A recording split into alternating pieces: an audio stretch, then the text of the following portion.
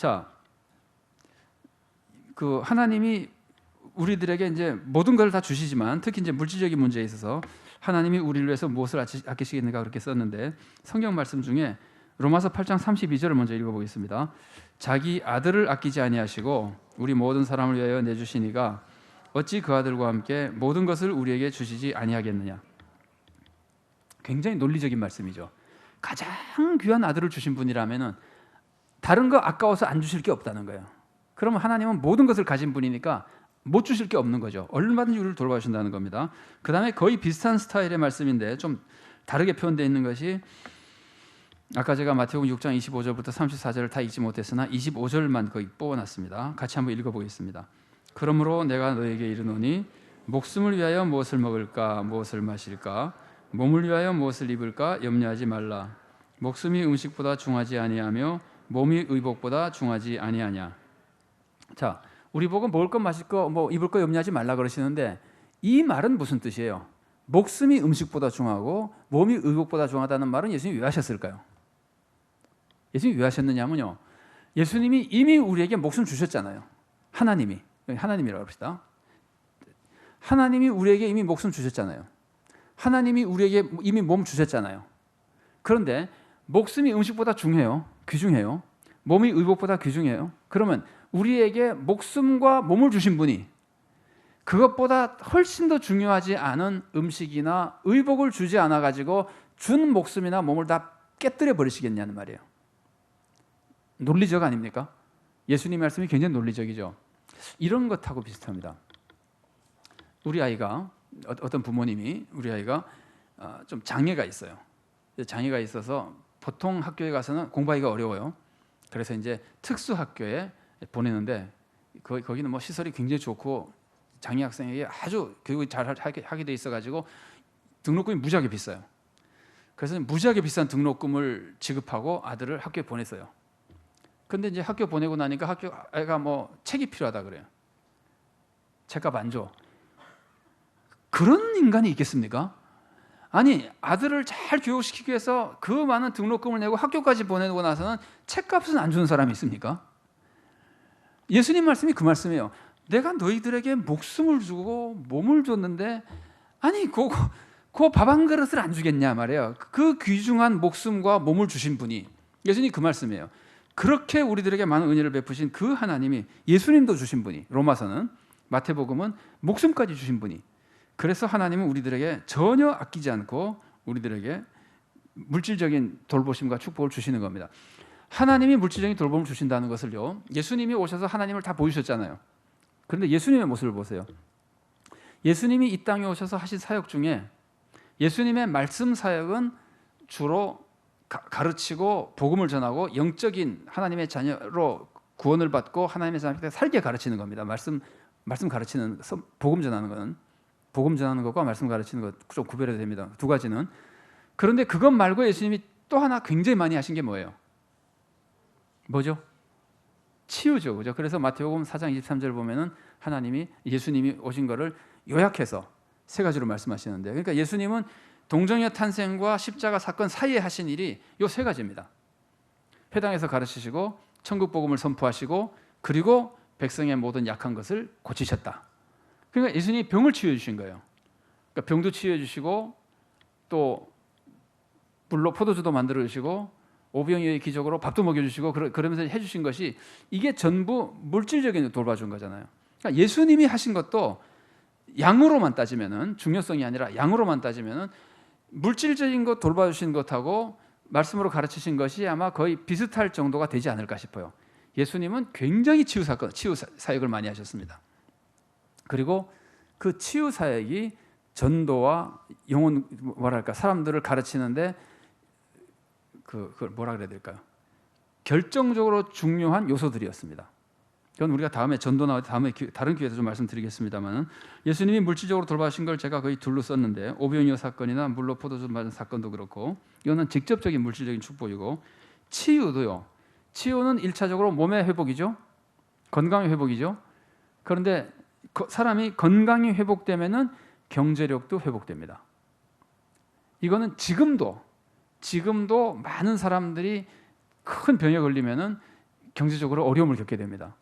그래서 요즘은 보험이 많이 발달되고 의료보험이 많이 발달됐습니다만 그래도 병에 걸리면은 경제적으로 어려워집니다. 이게 선진국도 그런가 봐요. 미국에서 그 약품 선전을 본 적이 있는데 이런 선전이 있었어요. 장면이 이렇습니다. 비가 막 오는데 그 근로자들 있잖아요. 이렇게 그 파이버라고 하는 안전모 같은 거 쓰고 큰 망치 같은 거 들고 뭐 철길이나 쇠 같은 거 이렇게 다루는 근로자가 그 비가 막 오는데 맞으면서 이제 일하는데 이 사람이 그 약을 딱 먹어요. 그 약을 먹으면서 한 얘기가 이게 비가 오고 몸이 아파서 도저히 일을 할 수 없어도 이 약 먹으면 할 수 있다 그런 뜻이거든요. 그래서 이제 그 약을 선전하는 건데 뭐 몸살약 정도 되겠죠, 그죠? 감기 몸살약.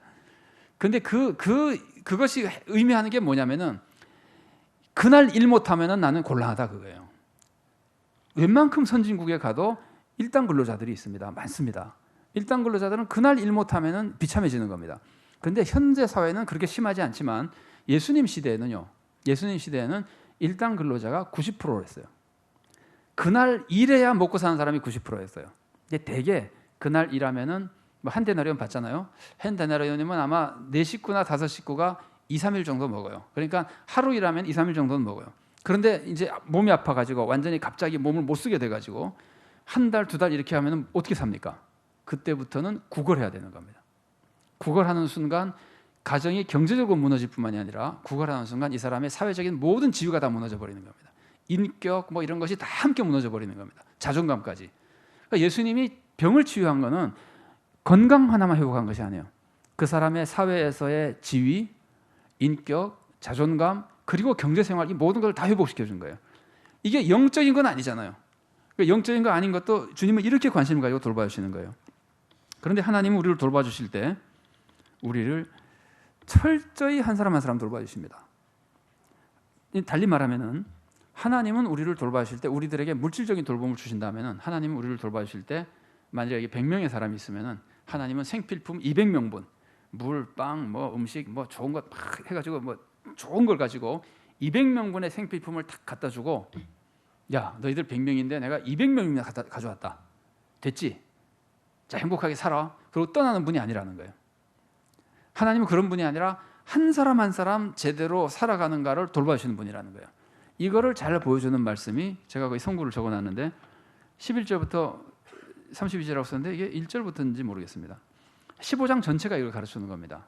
잃은 양 비유, 잃은 드라크마 비유, 잃은 아들 비유. 이거 전부 하나 잃은 거 가지고 견디지 못해서 찾으러 다니는 사람이잖아요. 그러니까 선한 목자는 양 한 마리 한 마리를 돌보는 사람입니다. 선한 목자는 양의 숫자를 보고 숫자가 줄었네, 곤란하네, 숫자가 늘었네, 좋네 그러는 분이 아닙니다. 제가 얘기가 나온 김에 좀 다른 각도에서 말씀드려볼게요. 우리가 예수님이 선한 목자라는 걸 우리들에게 가르쳐 주시고 나서 목자는 이런 것이다.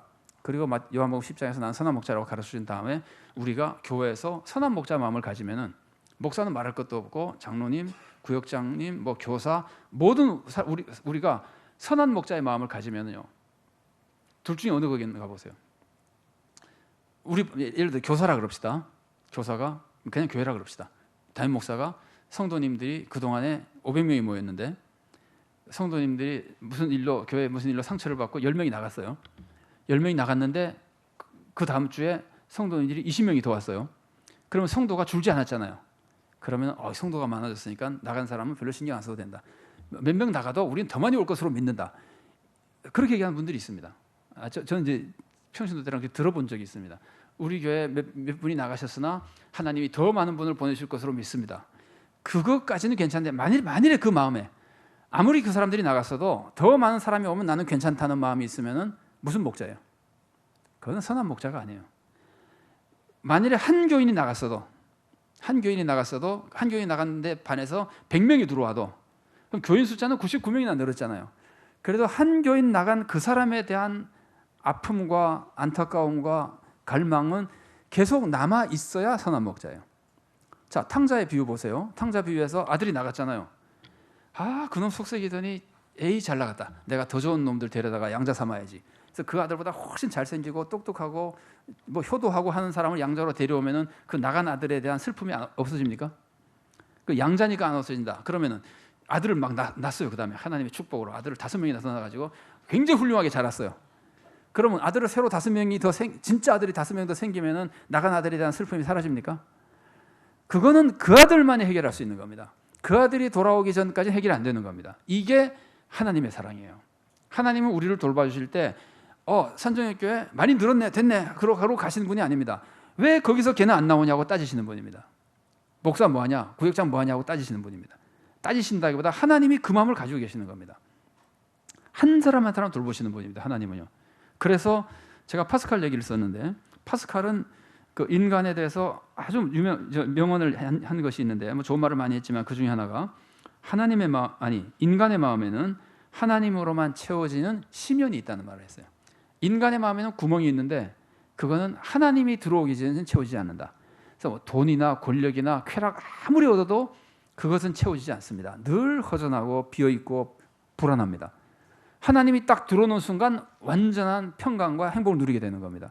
이게 이제 파스칼이 가르치는 거거든요. 근데 파스칼의 말은 아니고 성경에 있는 걸 파스칼이 이제 잘 파악한 거라고 봐야죠. 전도서에서 이제 그런 걸 알 수 있습니다.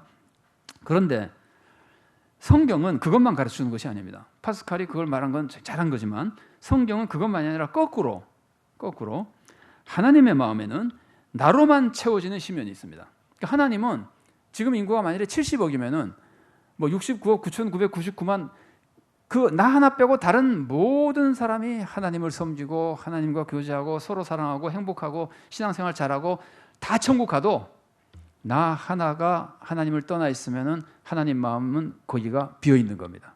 안 채워지는 겁니다. 하나님이 그만큼 우리 한 사람 한 사람 사랑하시는 거예요. 그래서 우리가 하나님에 대해서 이런 소망을 가지고 있으면은 염려를 이겨내고 바른 삶을 살 수 있습니다. 이게 이제 하나님의 보호하심이거든요. 하나님이 그런 사랑으로 나를 돌봐주신다. 물질적으로 나를 이렇게 충분히 돌봐주신다. 그러면은 염려가 안 생기는 거예요. 염려를 이겨내는 거예요. 그 염려를 이겨내면 뭐 할 수 있을까요? 염려를 이겨내면은 하나님께 순종할 수 있습니다. 그래서 여러분 마태복음 6장 25절부터 34절이라고 썼는데 25절부터가 하나님이 돌봐주신다는 얘기를 해요. 쭉 한 다음에 하나님이 돌봐주신다는 얘기를 쭉 한 다음에 그 결론으로 말씀하시는 게 뭐냐면은 너희는 먼저 하나님의 나라와 그 의를 구하라. 그리하면 이 모든 것은 너에게 더하시리라. 약속을 또 한 번 해주지만 거기서 25절부터 34절 사이에 명령이 딱 하나예요. 명령은 딱 한마디만 해요. 너희는 하나님의 나라를 먼저 구해라. 요 한마디를 하는데 이걸 하기 위해서 예수님이 하나님이 우리를 돌봐주신다는 걸 그렇게 길게 얘기한 거예요. 왜냐하면 돌봐주신다는 걸 믿지 못하면 하나님께 순종 못하기 때문에 그래요. 그러니까 돌봐주신다는 소망이 있어야 우리가 신앙생활을 할 수 있다고요. 하나님의 돌봐주심에 대한 그리고 하나님의 현재 삶의 돌봐주심에 대한 신뢰, 이게 있으면 모든 염려를 이기고 제대로 신앙생활을 할 수 있습니다. 거꾸로 좀 달리 하나님이 나에게 미래의 천국에 놀라운 영광을 주셨다는 소망을 우리가 확실히 믿으면 그 나를 돌봐주셔서 천국에 이끌어 가신다. 천국은 기가 막히는 곳이라는 걸 확실히 믿으면 이 세상의 모든 욕심을 극복할 수 있습니다. 우리를 시험 들게 만드는 것이 대표적인 것이 욕심과 염려거든요. 욕심이 잉태한 즉 죄를 낳죠. 염려하면 하나님 못 섬깁니다. 염려라는 말은 헬라어로 마음이 나뉘는 겁니다. 염려하면 그거 생각하느라고 하나님 생각 못합니다. 어떻게 먹고 어떻게 살까? 그러면은 하나님 뜻대로 못 삽니다. 그런데 예수님이 이 두 가지를 해결해 주는 거예요. 하나님이 돌봐주시고 천국 보내주신다는 소망으로 해결해 주시는 거예요. 그러면 우리가 세상 욕심을 극복하고 하나님의 영광을 살 수 있는 거예요. 이런 거랑 비슷합니다. 여러분 제가 만일에, 이건 만일입니다. 절대로 안 그럴 겁니다. 만일에 제가 여러분에게 내일 신라호텔 뷔페에서 제일 맛있는 저녁으로 사드리겠습니다. 만일에 그러면은 내일 오후 3시나 4시쯤에 라면 먹을 사람이 있을까요? 보통은 점심부터 굶겠죠, 그죠? 그렇지는 않더라도 한번 정말 맛있는 거 먹어본다 그러는데 그거 딴 거 먹어가면서 뭐 서로 싸우고 그것도 또 먹기만 하는 게 아니라 서로 먹겠다고 싸우고 이런 짓은 아무도 안 하는 겁니다. 그러니까 천국의 소망에 대한 하나님의 은혜가 그런 겁니다.